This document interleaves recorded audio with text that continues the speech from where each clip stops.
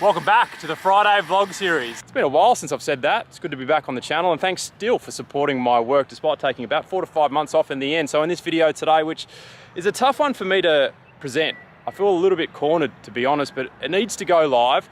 And that is, I'm going to be presenting what is a bike issue. I feel like we're starting back on the channel in 2022 in a similar fashion to the way we wrapped up in 2021. So let's get into it. Hey, before we get into this video, I just wanted to clear up the use of Chinese bike or Chinese carbon bike in the title of this video and other videos in the past on the channel, because there appears to be quite a strong cohort of individuals or people that seem to think it's inappropriate, or even some that think it has a racist tone. But here's the thing. Chinese bike or Chinese carbon bike or even China bike are search terms widely used on a month-to-month basis by many people around the world wanting to learn more about Chinese carbon bikes. And what have we done on this channel in recent times? We've explored this popular Chinese carbon bike segment via the Windspace, the Sava, and now the Seeker. And look, even 2 Chinese bike specific videos have made my top 10 videos of all time.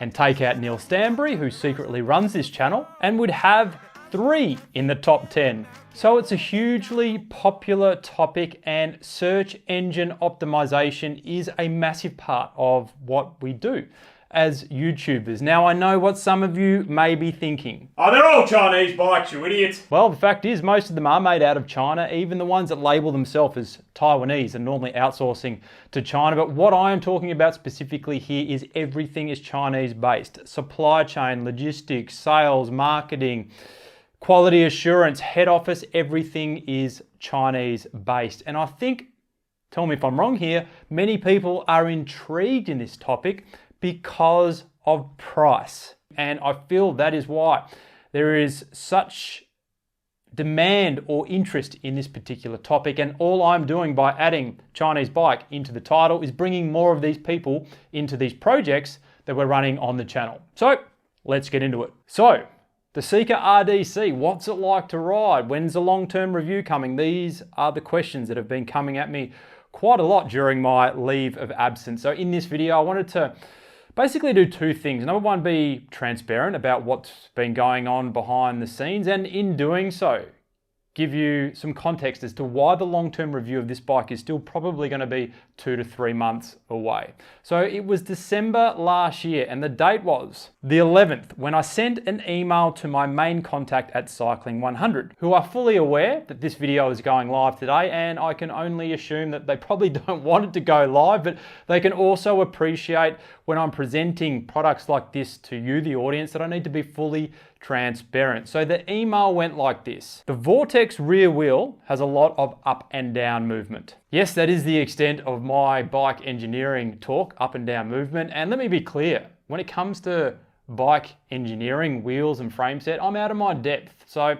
what I'm going to do here, because I'm feeling a little bit uncomfortable, or have been feeling a little bit uncomfortable about presenting this topic to you, is I've got some experts and I've had some conversations with some experts. I'm going to share their insight with you. So back to the email. When the bike is in the stand and you spin the pedals, the oscillation, so the up and down movement, is far greater than any wheel I've ever come across. Have you noted this yourself, and or do you know the reason behind this? So yes, when we're talking about the Seeker Exceed build, we're talking specifically about the wheels.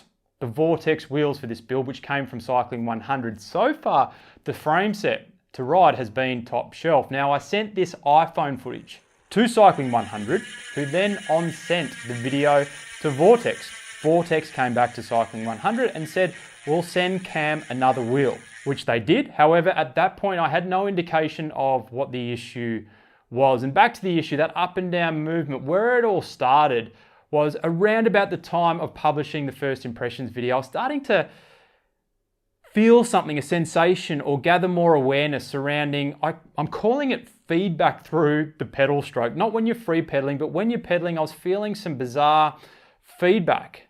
And that feedback was ever so slight. I genuinely believe if you weren't testing bikes and thinking about things and changing the same pedals from one bike to the other as I do, most people probably wouldn't even pick up on it. But this slight sensation through the pedal stroke led me to go sniffing about the bike to try and identify where the issue might be. So while Vortex were in the process of sending me a second rear wheel, I took the Seeker to Aaron at Trilogy Cycles, who's appeared on the channel before, notably in the Sava bike video or the Chinese bike that backfired. At that time, it was around Christmas time and Aaron and Trilogy were under the pump. So Aaron could only have a quick look at the bike and he didn't even do it in his bike stand. We did it out the front of Trilogy Cycles, but immediately he said, "That's a hub issue." I said, "Why?" He said, "Have a look at the disc brake rotor," which looked as if it was ever so slightly bent. So when the rear wheel is rotating, the rotor has an ever so slight wobble through the disc brake caliper, as if the rotor was bent. But the rotor definitely wasn't bent. How do I know? Well, we put another rotor in, which we knew wasn't bent, and the same thing happened. So we tested the theory. So Aaron said, "Come back after Christmas." In the meantime, a second rear wheel, the bearing's been taken out of this one. We've sort of pulled it apart a little bit, which I'll explain shortly. And I had the exact same issue, which was just in time for my visit to see Aaron, which actually ended up being mid to late February. Here's some footage from that outing. You want them to have a reference point there. As in, it's going to be hard for me to see, but...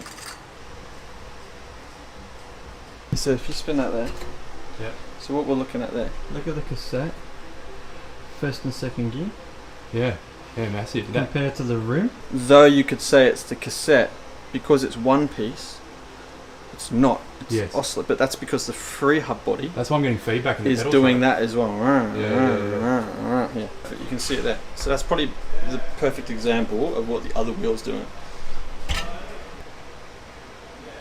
Oh yeah. So that footage was sent to Cycling 100, who then sent it to Vortex. Vortex then came back to myself and Cycling 100 and said that they had reviewed all their hubs. I assume after seeing this video, or maybe they reviewed them beforehand, I can't be exactly sure, and informed me and Cycling 100 that roughly 3%, or 21 out of 652 hubs, had now been identified with this out of roundness issue, and it's to do with the center lock hub area, of which it could be as much as 0.5 millimeters out. Now, hub runs, according to a wheel machinist I spoke to just yesterday, are done in minimum batches of 500. So the 652 that they discuss seems like a likely story. Where this story falls down for me a little bit is the fact that we're only talking about 3% that had the issue, and me, being a cycling YouTuber who presents these products, happened to get 2 of them.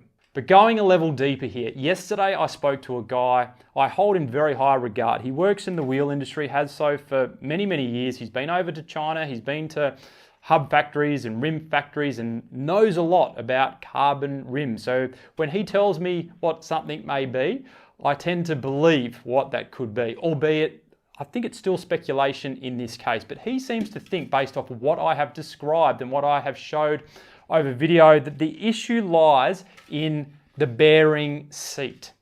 What is the bearing seat? I hear many of you ask, because I had to do the same thing. In fact, I had to go and use my hands and start pulling this thing apart to identify if this wheel even had a bearing seat, because not all wheels do, apparently. So I had to get my hands dirty and try and figure this one out. Oh, for sake. But after that fail, I took the wheel into Kyle at Le Cyclo Sportif, and Kyle kindly pulled everything apart for me, and we identified that there is a bearing seat, which can be identified by the silver surface. Now I'm gonna have to read this one out because it is above my pay grade, but according to this guy who knows a lot, bearing seats are machined after the hub shell has been anodized.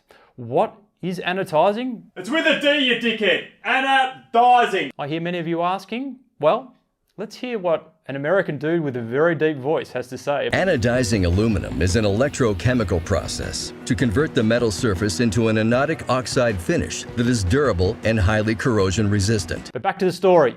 Bearing seats are machined after this shell anodizing. That's better. To create a more precise bearing tolerance. But here's the thing, miscut, mismanufacture the bearing seat, and you will create what we have here, an issue. But then you've got to ask yourself, okay, this is an issue, but how big of an issue is it?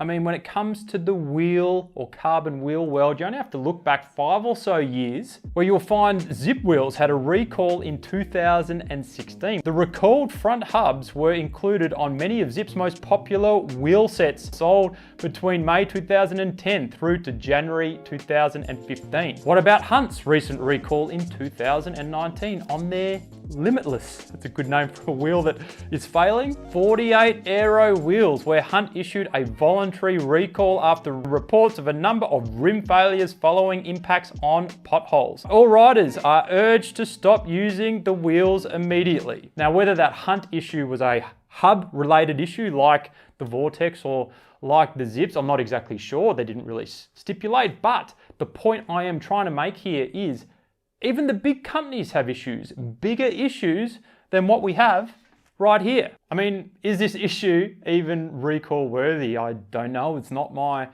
expertise, but what I can say is the wheel still runs true. So no doubt speed, performance, and even safety could possibly not even be an issue here. Although I could be wrong. What is an issue for me here though is for $2,000 USD or just above, you should expect perfection. A hub that oscillates, creating disc rotor wobble, and also a potential to impact gear changing due to the off-center rotation in the rear cassette. That also produces some slight feedback into the pedal stroke. You don't want that, of course. So that is the reason why over the last 3-4 months, I haven't really been riding the Seeker Exceed RDC. Now, I know some of you might be saying, well, why don't you just put some different wheels in there and you can still test the frame set and deliver the review? Don't forget that Cycling 100 are sponsoring this content. Well, not this video today, not all the videos, but they did for the build video, they did for the first intro video, and they did for the first impressions. So they put to market the Seeker Exceed RDC and the Vortex wheel. So this is a Cycling 100 project, and as a result, I can't do the long-term review without incorporating the Vortex wheel. So Vortex have committed to sending me lucky number 3, and hopefully we'll be over this issue. But here's the problem.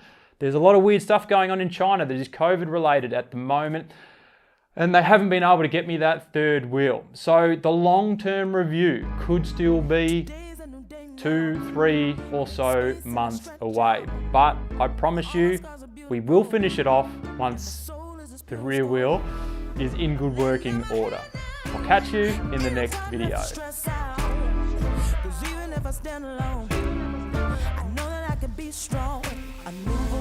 It's with a D, you dickhead. Advertising.